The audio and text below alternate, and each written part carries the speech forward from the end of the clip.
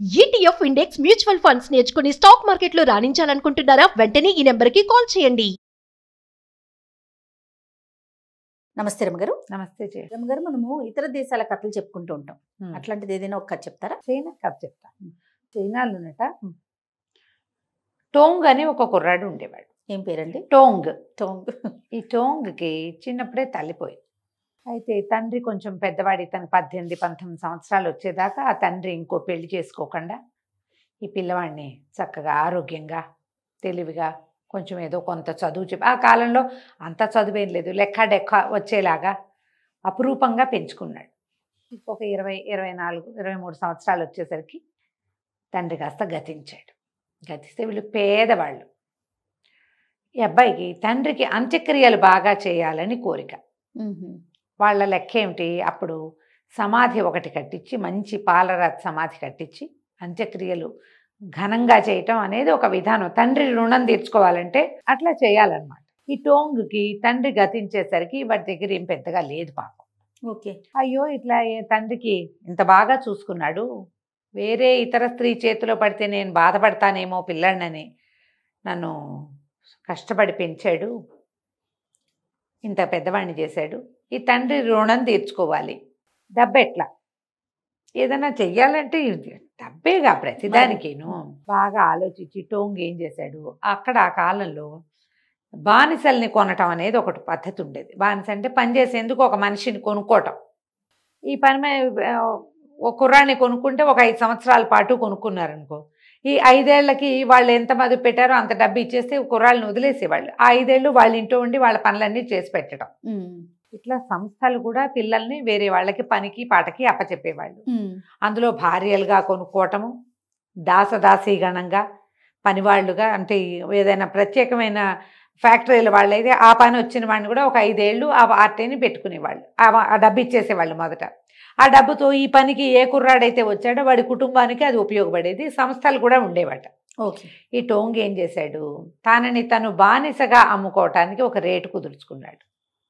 కుదుర్చుకుని ఆ జనాల్ని అమ్మేది. ఇప్పుడు మనకి ఇక్కడ అడ్డా మీదకి వెళ్తారు, పొద్దుటిపూట కూలీలు దొరుకుతారుగా, అట్లా అక్కడ కూలీలు దొరికే ప్లేస్ ఒకటి ఉండేదట.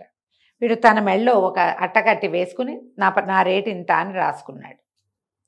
2-3 రోజుల్లో జనామో ఇంత రేటా, కుర్రాడైతే మాత్రం ఎవరు వాడిని పాడుకోవాలి, ఆ రేటుకి తీసుకోవాలి. కానీ ఒక వ్యవసాయదారుడు చూసి, కుర్రాడు గట్టిగా ఉన్నాడు, ఏమిటా నాయన ఇన్ని డబ్బులు ఎందుకురా, ఏమైనా ఇంట్లో పెళ్ళా, మీ చెల్లికి పెళ్ళా, మీ అమ్మగా ఇదే అనారోగ్యమా కనుక్కున్నాడు. కనుక్కుంటే కుర్రాడు ఏం చెప్పంటే, కాదండి మా నాన్న చనిపోయాడు, నేను సింపుల్గా సమాధి చేయించి ఆయనకి మంచి సమాధి కట్టి అంత్యక్రియలు విశేషంగా చేయాలని నా కోరిక, మా నాన్న రుణం తీర్చుకోవాలి, అందుకని ఈ డబ్బు కావాలి నాకు అన్నాడు. ఆయనకి కారణం కూడా నచ్చింది. సరే కుర్రాడు పని చేస్తాడు. 10 సంవత్సరాల పాటు వాళ్ళ ఇంట్లో పనిచేయటానికి పెద్ద అమౌంట్ ఆయన ఇచ్చాడు కుర్రాడికి. ఇక జీతం గీతమే ఉండదు, అన్నం పెడతారు వాళ్ళే. ఓకే. వాళ్ళ ఇంట్లో ఉండి పని చేయటం, ఆ జీతం ముందే తీసేసుకుంటాం. ఇదేం పెద్ద ఇప్పుడు కూడా జరుగుతున్నాయి అట్లా. అడ్వాన్స్ మొత్తం డబ్బు ఇచ్చేస్తారు.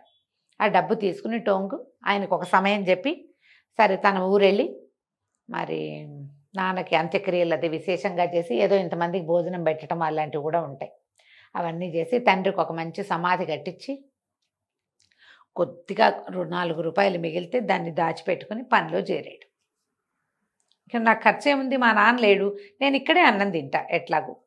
ఇక మంచి పనిమంతుడు వాడు, పైగా తనకి అవసరంలో సహాయపడి అందరూ ఇచ్చే రేటు కంటే ఒక 100 ఎన్నెలో ఎంతో ఎక్కువే ఇచ్చిన ఈ వ్యవసాయదారుడి పట్ల వాడి కృతజ్ఞత కూడా ఉంది టోంగ్కి. దాంతో చక్కగా వ్యవసాయం పనిచేసేవాడు, వాళ్ళ ఇంట్లో పనులు చేసి పెట్టేవాడు. వాళ్ళు కూడా వీడికి 4 పూట్ల తిండి పెట్టేవాళ్ళు. తిండి, ఏడాదికి 2 జతల బట్టలు, అక్కడే వెచ్చగా పడుకోవడానికి ఏదో ఒక ఆసరా. వాళ్ళ ఇంట్లోనే పంచలో పడుకుంటారు, మగపిల్లలకి ఏముంది, అలా ఉండేవాడు. వీడు చేరాక వాళ్ళకి వ్యవసాయం కూడా బాగా వృద్ధి అయింది. గొడ్డు గోద ఏవో కూడా పెట్టుకున్నారు వాళ్ళు, అట్లాంటివే పాలకి దానికి గుర్రాలు అవి పెంచారు, ఆ పనులన్నీ చేసేవాడు. 2 ఏళ్ళు ఏమో తిరిగింది. 1 సంవత్సరం, ఈ 2 ఏళ్ళ తర్వాత మంచి ముమ్మరం మీద వ్యవసాయ పనులు ఉండగా ఈ టోంగుకి విపరీతమైన జ్వరం వచ్చింది. మంచాన పడిపోయాడు. వీడికి ఆలనా పాలనా చూసేవాళ్ళు ఎవరుంటారు, ఆ ఇంట్లో వాళ్ళు. వాడు వస్తే వేళకి అన్నం పెడతారు, వీడి జ్వరం వస్తే వీడి దగ్గర కూర్చుని మందేయటము, వీడికి వేడి వెచ్చ చూడడము, ఓ జావో ఇంకోటో ఏదైనా తినబుద్ధి కావట్లేదంటే ఇంకో ఉసిరికాయ ఏటో నిమ్మకాయ ఏటో ఇంట్లో వాళ్ళు చూసుకుంటారు. కానీ ఎవరి దగ్గర పనికుంటే వాళ్ళు ఎందుకు చూస్తారు? ఏదో వైద్యం చేయించారు అంతే. అవును అవును. వాడు దిక్కు లేకుండా పడున్నాడు ఆ పంచలో. అయితే ఒకనాటి మధ్యాహ్నం వాడికి తెలిసింది ఎవరో ఒక మెత్తటి చెయ్యి ఉన్న ఆడమనిషి తన పక్కన కూర్చుంది. వీడు తల నిమురుతోంది. తలకాయ విపరీతమైన నొప్పి. తల నిమురుతూ ఉంది. ఆ మెత్తగా హాయిగా చల్లటి ఆ స్పర్శ వాడికి చాలా సంతోషాన్ని ఇచ్చింది. కాసేపటి తలనొప్పి తగ్గి నిద్రపోయాడు. వాడు లేచేసరికి ఆవిడ జావేదో పట్టుకొచ్చి ఇచ్చింది. నువ్వెవరు అన్నాడు. ఎవరోలే, నువ్వు ఇట్ట పడున్నావని నీకు సహాయం చేయటానికి వచ్చానంది. లీ ఆ అమ్మాయి పేరు. ఆ లీ తప్ప ఇంకేమీ లేదు. వేరేవేం చెప్పాల. ఆ అమ్మాయి చక్కగా అందంగా ఉండేది. సామాన్యమైన వీడి చింకి గుడ్డలు, ఆవిడ కూడా చింకి గుడ్డలే, కానీ ముక్కు మూతి బాగుండేవి. ప్రశాంతంగా ఉండేది. దబదబా చేసేది కదా, అన్ని పనులు నిదానంగా చేసి పెట్టేది. రెండో పూటకి వీడికి ఓపిక వచ్చి దండం పెట్టాడు. నువ్వు బతికి వచ్చావు, లేకపోతే నేను చచ్చిపోయేవాడిని ఆహారం లేక ఈ తలనొప్పితోటి అంటే ఆమె ఏమనలా. నేను నీతో ఉంటాను, నువ్వేం కంగారు పడకని చెప్పింది. ఇక అతని పనులకి సహాయం ఈ అమ్మాయి. వాళ్ళు ఏం చేశారు, ఈ టోంగుకి ఆ ఇంటిని ఆనుకొని ఒకటి ఇట్ట గుడుసు లాంటిది దింపారు పనివాళ్ళు ఉండడానికి. ఇల్లి కూడా ఇతనితో పాటే ఉండేది. వాళ్ళు వీడికి అన్నం పెట్టకుండా బియ్యం ఇస్తాం మీరే వండుకోండి అన్నారు. ఆ అమ్మాయి ఏదో వండి పెట్టేది, బియ్యపు జావ చేసి ఇచ్చేది. వీడు పని నుంచి ఇంటికి రాగానే పక్కన కూర్చుని వాళ్ళు ఏం పని చేసావు కనుక్కునేది. మనిషికి తోడు ఎంత అవసరం కదా మరి. ఓ రోజు వండి పెట్టేది.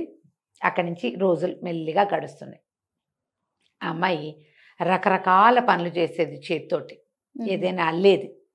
ఆ అల్లిన దాన్ని ఇతను సంతకెళ్ళి ఈ మన వ్యవసాయదారుడి వస్తువులు అమ్మడానికి వెళ్ళేవాడుగా, ఈ వస్తువు కూడా అమ్మి డబ్బులు పట్టుకురమ్మనేది. అమ్మి పట్టుకొచ్చేవాడు. ఆ అమ్మాయి ₹1 చొప్పున పక్కనకి చేర్చేది. ఎంతో హాయిగా ఉండేది. కొన్నాళ్ల తర్వాత నువ్వు నాతోనే ఉండు, నువ్వు వచ్చాక నా జీవితం ఎంతో బాగుంటుందని దండం పెట్టాడు ఆ అమ్మాయికి. ఆ అమ్మాయి నేను నీతోటే ఉంటాను, నువ్వేం బెంగపెట్టుకోవద్దని చెప్పింది. హాయిగా ఉండేవాళ్ళు ఇద్దరు. కొన్నాళ్ల తర్వాత పెళ్లి చేసుకుందాం అనుకున్నారు. ఆ అమ్మాయి కులం గోత్రం తెలీదు వీడికి, ఇల్లు వాకిలి ఏమీ తెలియవు. ఆ అమ్మాయి వచ్చింది ఉంటుంది అంతే. ఆ ఇంటి వాళ్ళు కూడా వాడికి లేని అభ్యంతరం మనకెందుకు, పిల్ల ఏదో వెనకాల పనిచేస్తుంది, వాకిట్లో కోళ్ళు అవి ఉండేవి. ఈ అమ్మాయి వచ్చాక వాళ్ళు గమనించారు, వాళ్ళ కోళ్ళు పెరిగిపోయినాయి, టర్కీ బాతులు ఇవి ఉండేవి అవి పెరిగిపోయినాయి. ఇది సంరక్షణ చేస్తోంది. జీతం ఇవ్వకుండా ఒక మనిషి కుర్రాడికి జీతం ఇచ్చాం, ఈ అమ్మాయికి ఏమి ఇచ్చాం, వాడికి ఇచ్చిన బుజ్జిగూడులోనే వాడితో పాటు అది పడుకుంటుంది. ఊరుకున్నారు వాళ్ళు కూడా, ఏమనలా. పెళ్లి చేసుకుంటామంటే వాళ్ళు అటాగే పెళ్ళి అయిపోయింది. కలిసే ఉండేవాళ్ళు. ఈ అమ్మాయి అవి ఇవి చేసేది, ఏదైనా పిండి చేసేది, ఏవో రొట్టెలు చేసేది, ఏవో కేకులు చేసేది, బిస్కెట్లు చేసేది. తమకిచ్చిన వస్తువుల్లోనే మళ్ళీ రూపాయి డబ్బులు వెనక్కి వచ్చేది. ఆ వచ్చిన రూపాయితో మళ్ళీ పిండుకొని మళ్ళీ రొట్టెలు చేసేది. అవన్నీ ఈ అబ్బాయి ప్రత్యేకంగా ఏమీ చేసేవాడు కాదు. ఈ వ్యవసాయదారుడి వస్తువులు వెళ్ళినప్పుడే అవి వెళ్ళేవి. ఆ డబ్బులే, ఈ డబ్బులు వచ్చి వీళ్ళ పెట్లో కూర్చునేవి. వాళ్ళు ఏం పెద్ద అభ్యంతర పెట్టల. కొన్ని రోజుల తర్వాత ఈ అమ్మాయి ఏమంది, ఊరికి కొసగా ఒక పొలం ఏదో అమ్మకానికి వచ్చింది, ఆ పొలం కొన్నాను నీకోసం, మనం ఆ పొలంలో వెళ్ళి ఉందాం అని చెప్పింది. మరి వీళ్ళింటో పను అన్నాడు. ఆ అమ్మాయి ఒక కాగితం చేతులు పెట్టింది. ఇదేమిటి, ఇతను మొట్టమొదటి డబ్బులు తీసుకున్నాడు వీళ్ళ దగ్గర. 10 సంవత్సరాలకి ఒక 10,000 రూపాయలు. 5 ఏళ్ళు అయింది ఇప్పటికి, ఇంకా 5,000 కట్టాలి. ఈ 5,000 వాళ్ళకి ఇచ్చేసి నువ్వు మా ఇంట్లో పని చేయక్కర్లేదు అని వాళ్ళు రాసిచ్చిన కాగితం. డోంగ్ ఆశ్చర్యపోయాడు. ఇంత డబ్బులంటే నువ్వే పట్టుకొస్తున్నావుగా అమ్మేసి, నువ్వు పట్టుకొచ్చింది దాచిపెట్టి ఈ డబ్బులైనాయి. వీడికి వాడి సేవక వృత్తి నుంచి విముక్తి లభించింది. వీడి సొంతంగా స్థలం ఏర్పడింది. అక్కడికి పోయి అక్కడిది ఇక్కడిది కర్రా కంపా కోడి చేసుకుని చిన్న గూడు లాంటిది కట్టుకున్నారు.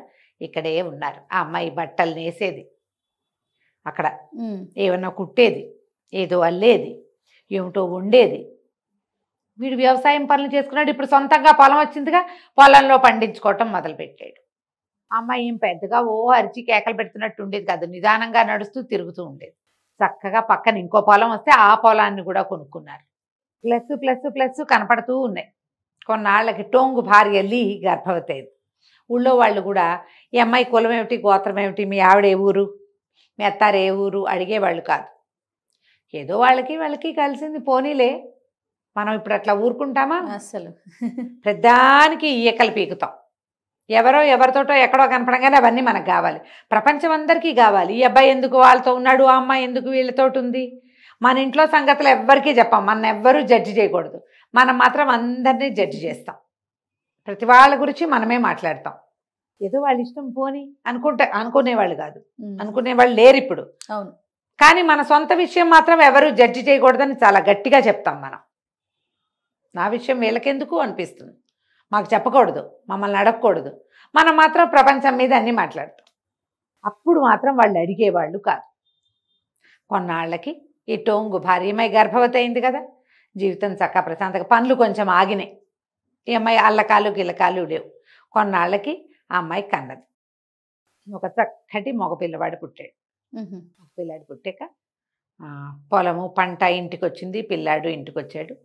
ఒకనాటి సాయంకాలం ఆ అమ్మాయి ఏం చేసింది, పిల్లాడు కొంచెం 5-6 నెలలు వచ్చినాయి, ఇతర పదార్థాలు తింటా మొదలుపెట్టాడు.